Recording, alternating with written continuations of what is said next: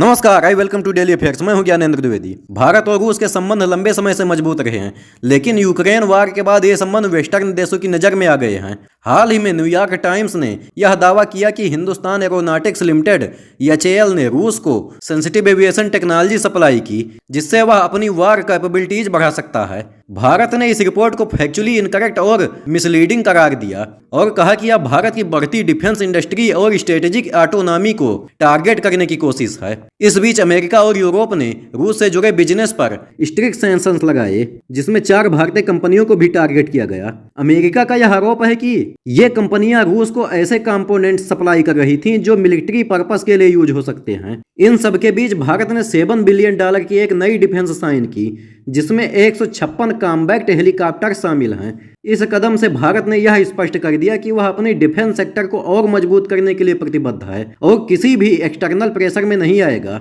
New York times की report में आरोप लगाया गया कि HAL ने रूस को कुछ ऐसी टेक्नोलॉजी सप्लाई की जिससे उसकी मिलिट्री स्ट्रेंथ बढ़ सकती है, लेकिन इस आरोप का कोई ठोस प्रूफ नहीं दिया गया। भारत सरकार और HAL ने इसे बिल्कुल झूठा बताया और कहा कि HAL सिर्फ उन डील में शामिल होता है जो इंटरनेशनल लॉ और ट्रेड रेगुलेशन को फॉलो करती हैं। भारत ने किसी भी मिलिट्री क्रिटिकल टेक्नोलॉजी को रूस को सप्लाई नहीं किया है। यह रिपोर्ट भारत की डिफेंस ग्रोथ को रोकने का एक प्रयास हो सकता है। HAL लंबे समय से सुखोई और मिग फाइटर जेट्स की मेंटेनेंस और अपग्रेड में रूस के साथ मिलकर काम कर रहा है। यह डील 2010 से चल रही है और इसमें कोई नया एलिमेंट नहीं है। फिर यह सवाल उठता है कि अगर HAL की रूस से पार्टनरशिप पहले से ही एस्टेब्लिश्ड है तो अचानक इस पर सवाल क्यों उठाए जा रहे हैं।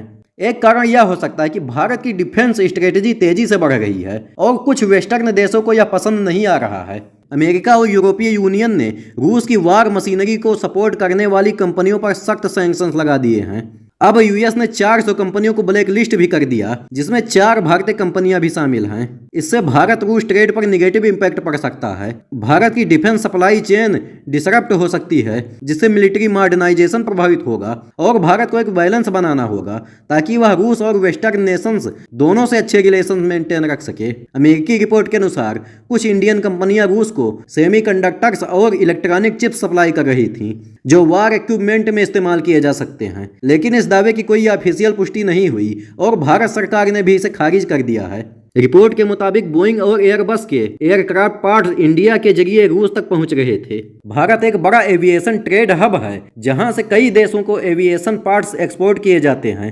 रूस थर्ड पार्टी चैनल्स के जरिए इंडिया मार्केट से पार्ट्स खरीद सकता है। हालांकि भारत सरकार ने इस मामले पर कोई ऑफिशियल स्टेटमेंट नहीं दिया है। कुछ इंडियन ट्रेडर्स एविएशन पार्ट को पहले से किसी थर्ड कंट्री को, जैसे UAE या तुर्की में भेजते हैं और वहां से ये पार्ट रूस में री एक्सपोर्ट किए जाते हैं। इससे यह साबित होता है कि सीधे भारत की कंपनियां रूस को डायरेक्ट सप्लाई नहीं कर रही हैं, बल्कि एक इंटरनेशनल ट्रेड लूप होल का फायदा उठाया जा रहा है। भारत ने 156 कॉम्बैट हेलीकॉप्टर्स खरीदने के लिए $7 बिलियन की डील साइन की, जिससे इंडियन आर्म फोर्सेज की रियल पावर बढ़ेगी। मेक इन इंडिया को बूस्ट मिलेगा, जिससे भारत की आत्मनिर्भरता बढ़ेगी। फ्यूचर में भारत किसी भी इंटरनेशनल सैंक्शंस या ट्रेड रिस्ट्रिक्शन से बच सकेगा। इंडिया पहले से ही तेजस फाइटर जेट और ब्रह्मोस मिसाइल प्रोजेक्ट पर काम कर रहा है, जो इंडिया को डिफेंस सेक्टर में आत्मनिर्भर बनाने की ओर एक बड़ा कदम है। फाइनली इसका कंक्लूजन निकलता है कि भारत के सामने एक जियोपॉलिटिकल चैलेंज है। एक तरफ उसे रूस के साथ दशकों पुराने डिफेंस रिलेशन को बनाए रखना है और दूसरी तरफ उसे अमेरिका और यूरोप के साथ अपने स्ट्रेटेजिक टाई अप्स को मजबूत करना है। अगर वेस्टर्न प्रेशर बढ़ता है तो भारत को अपनी डिफेंस इंडस्ट्री को और तेजी से आत्मनिर्भर बनाना होगा, ताकि फ्यूचर में सैंक्शंस या ट्रेड रिस्ट्रिक्शन से बचा जा सके। तो सवाल यहाँ पर यह उठता है कि क्या भारत इस बैलेंस को बनाए रख पाएगा।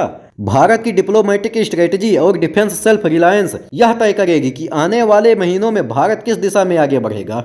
India is now at a geopolitical crossroad, navigating old alliance with Russia while strengthening new partnership with the West. The coming months will be crucial in shaping India's future strategy. और last में मैं आपसे एक question पूछूंगा कि हाल ही में किस देश की राजधानी में प्रदूषण स्तर जनवरी से मार्च के दौरान पिछले 5 वर्षों में सबसे कम दर्ज किया गया, जिससे निवासियों को बड़ी राहत मिली। ए पर है बीजिंग, बी दिल्ली, सी लंदन और डी टोक्यो। अगर आपको आंसर पता है तो कमेंट बॉक्स में जरूर दीजिए और वीडियो पसंद आया हो तो लाइक और सब्सक्राइब जरूर करिए। मिलते हैं अगले वीडियो में। जय हिंद।